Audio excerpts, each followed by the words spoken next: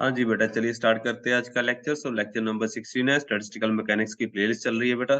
सो हमारे सामने क्वेश्चन है बेटा, फेज ट्रांजिशंस के रिगार्डिंग ये है। तो मास्टर कैडर के जितने भी न्यूमेरिकल्स वगैरह हैं, जो टॉपिक्स हम ऑलरेडी कवर अप कर चुके हैं, उसके रिगार्डिंग जो भी न्यूमेरिकल आएंगे वो हम अटेम्प्ट करने की कोशिश करेंगे, जस्ट लाइक प्रैक्टिस सेट। तो चलिए स्टार्ट करते हैं बेटा। Consider the transition of liquid water to steam as water boils at 100 degree Celsius under a pressure of 1 atmosphere. Which one of the following quantities does not change discontinuously at the transition?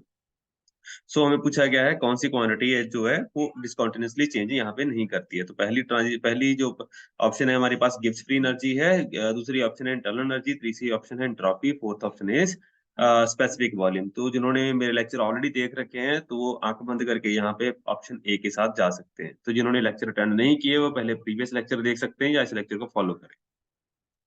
ठीक है, तो अब but I will recommend पहले previous lecture जरूर देखें, because उसमें सारी detail दे रखी है। तो यहाँ पे मैं डिटेल में नहीं जाऊंगा। तो हमारे पास जो फेज ट्रांजिशन होती है बेटा, मोस्टली हमारे पास जो अनफेस्ट ने दिया हुआ है, दो दो तरह की फेज ट्रांजिशन होती है। एक होती है फर्स्ट ऑर्डर ट्रांजिशन, दूसरी होती है सेकंड ऑर्डर ट्रांजिशन। और उन तो ये ऐसी फेज ट्रांजिशन में हमेशा ही जो गिब्स फ्री एनर्जी होती है वो हमेशा ही कॉन्टिन्यूस रहती है। एंड वेयर एज जो अदर क्वांटिटीज होती हैं just like entropies and volume है, वो एक फर्स्ट ऑर्डर फेज ट्रांजिशन में डिसकॉन्टिन्यूस रहेंगे, लेकिन वो सेकंड ऑर्डर की ट्रांजिशन में क्या रहेंगे, कॉन्टिन्यूस हो जाएंगे। तो उसकी स्पेसिफिक प्रॉपर्टीज मैंने आपको ऑलरेडी बता रखी है।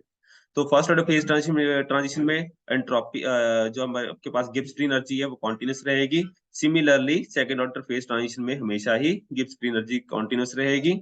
वेयर एज जो एंट्रोपी होती है फर्स्ट ऑर्डर ट्रांजिशन में और जो वॉल्यूम होता है फर्स्ट ऑर्डर ट्रांजिशन में, it will turn out to be first order derivative of Gibbs free energy. It will be discontinuous. मतलब गिब्स फ्री एनर्जी का जो फर्स्ट ऑर्डर डेरिवेटिव होता है उसको अगर वो डिसकंटिन्यूअस हो जाता है तो उस ट्रांजिशन को हम फर्स्ट ऑर्डर बोल देते हैं। तो ये प्रीवियस लेक्चर में मैंने आपको ऑलरेडी समझा रखा है।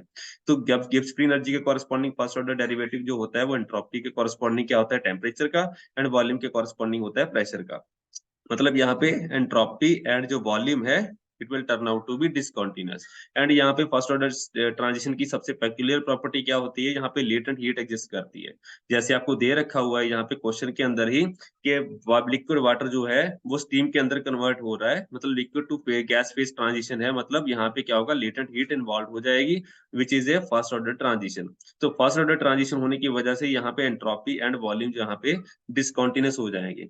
अब तीसरी चीज उन्होंने पूछी गई है यहाँ पे स्पेसिफिक वॉल्यूम। मैंने बता दिया कि स्पेसिफिक वॉल्यूम क्या होता है, वॉल्यूम पर यूनिट मास। तो वॉल्यूम ही आ रहा है यहाँ पे, तो वॉल्यूम की वजह से जो डिसकंटिन्यूटी यहाँ पे एग्जिस्ट करेगी। दूसरी दूसरी चीज यहाँ पे ऑप्शन सी दे रखी है, एंट्रोपी भी यहाँ पे डिसकंटिन्यूस हो जाएगी। इंटरनल एनर्जी का कंसेप्ट डिसकंटिन्यूस कैसे होगा वो मैं बता देता हूँ। हमारे पास जो थर्मोडायनेमिक्स में पहला रिलेशन हम यूज करते हैं that is TDS is equal to DE plus PDV minus mu DN. तो इसके रिगार्डिंग भी थर्मोडायनेमिक्स के लेक्चर के रिगार्डिंग भी मैंने डिटेल में लेक्चर वगैरह बना रखे हैं। चार तरह के रिलेशन दे रखे हुए हैं, वही चार रिलेशन हम बार बार रिपीट करते हैं। तो पहला रिलेशन जो है यहाँ पे आपने देख सकते हैं कि डीवी एंड टीडीएस।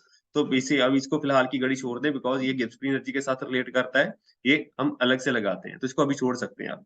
तो यहाँ पे क्या है, वॉल्यूम जो है वो भी डिसकंटिन्यूअस हो गया, एंट्रोपी भी यहाँ पे डिसकंटिन्यूअस होगी। तो यहाँ पे प्रॉपर्टी कौन सी बची, इंटरनल एनर्जी। अगर ये दोनों रिलेशन डिसकंटिन्यूअस है तो ये कॉन्टिन्यूअस नहीं हो सकता बेटा, ये भी डिसकंटिन्यूटी ही शो करेगा। इंटरनल एनर्जी का जो रिलेशन है वो भी डिसकंटिन्यूअस ही होगा। तो यहाँ पे आप देख सकते हो इंटरनल एनर्जी इज डिसकंटिन्यूअस। मतलब आपका जो तीसरा ऑप्शन यहाँ पे ऑप्शन नंबर बी दे रखा है, it will also turn out to be discontinuous. Where as हमारे पास जो फर्स्ट चॉइस होती है, यहाँ पे मैंने पहले बता दिया कि गिब्स फ्री एनर्जी जो है हमेशा ही कॉन्टिन्यूस रहेगी फेज ट्रांजिशन के कॉरेस्पॉन्डिंग।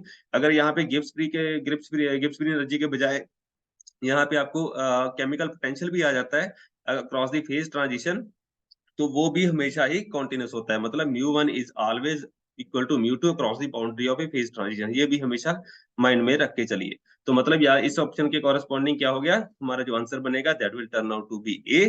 तो ऐसे ही न्यूमेरिकल आपको एग्जाम में देखने के लिए मिलते हैं। इजी क्वेश्चंस होते हैं बेटा, ज्यादा कोई मुश्किल नहीं होता। लेकिन अगर आपको कंसेप्ट ही पता नहीं है फिर आप इसको कभी भी आंसर नहीं कर पाओगे। कोई बी के साथ लिखेगा, कोई सी के साथ जाएगा, लेकिन वो हमेशा ही आपकी ऑप्शन गलत कोट हो जाएगी। तो ठीक है बेटा, मैं ऐसे न्यूमेरिकल आपके लिए लेके आता रहूंगा। Till then thank you very much, see you next time.